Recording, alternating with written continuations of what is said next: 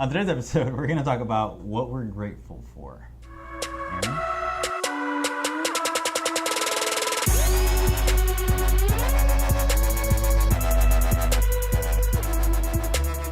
Hey guys, welcome to another episode of Tip for Tip, where you ask your marketing question in exchange for a tip in your industry. My name's Aaron. Hey, my name is Christian. And today we have Lolo, Lexi, and Levi with Grateful Gratitude. Hi, our question for BitBranding is, in the last 7 weeks, we've started a new business called Grateful Gratitude. We started with a blog and moved to a Facebook page, and now we have podcasts. We're wondering what our next move should be. Should it be a YouTube channel? All right, Lolo and Lexi and Levi, I think absolutely yes. You should definitely start a YouTube channel, but you could probably do some original content with your YouTube channel, but also use some of the content that you're already using or doing. For example, you could do excerpts from your blog and just do like a quick 1-minute video on a little excerpt of your blog post. Do it in video form and take people back to your full website or your full blog page. Same with the podcast.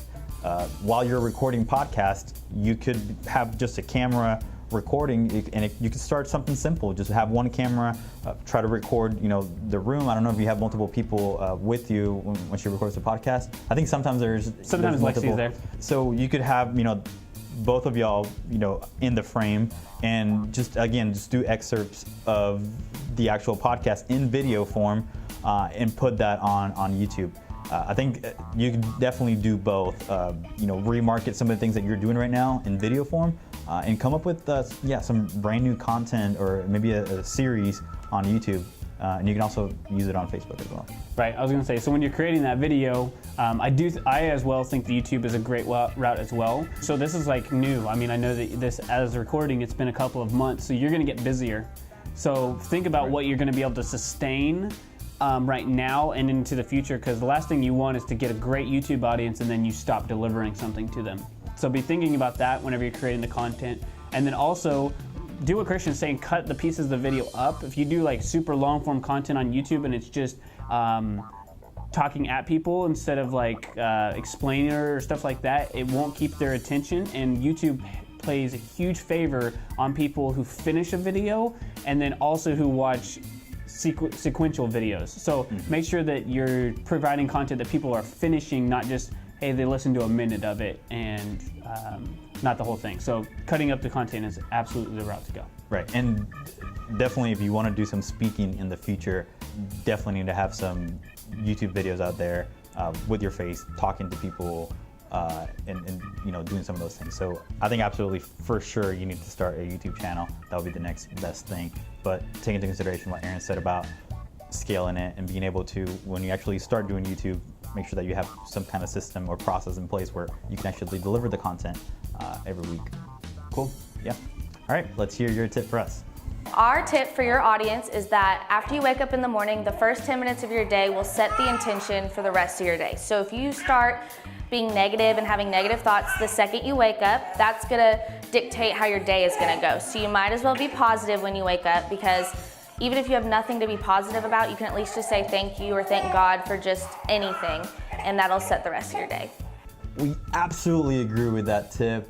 The first 10 minutes, actually first hour when you wake up, I've experienced it personally where, you do it regularly to go run, but yeah, the waking up and having enough time to basically, like you said, be grateful, but at the same time also have time for yourself, without the noise of the outside world and all that, really sets the mood for your day. And that's something that I've been doing for a while, and it really does work. So this is kind of an extended part of that response, but I wanted to hear Christian's thing. So he's recently started doing this. How long have you been doing this kind of routine? Beginning of the year. It wasn't like the very beginning of the year, but it was around end of January. Okay. So yeah, before that, obviously he may have only been waking up right before alarm or something like that. It's so hectic. Right. So obviously he's happy and stuff too. So if you're watching this, go check out Lolo and check out Grateful Gratitude, and then also figure out a morning routine. Yeah. All right, so today's question of the day is, please leave in the comments if you're watching this far into it. I think this will help spur some comments from other people, which is, what are you most grateful for at this point in your life right now? Steak. Huh? Steak. Yeah, the beef. So he's thankful for beef, not for steak, because the cow actually creates the steak. So anyway, we'll go into it. All right, thank you, Lola, Lexi, and Levi for coming on our show. And if you're a small business owner and would like to be on this show and get free advertising, because we do the free advertising part, make sure to go to bitbranding.co/tip for tip, and we'll take care of the rest.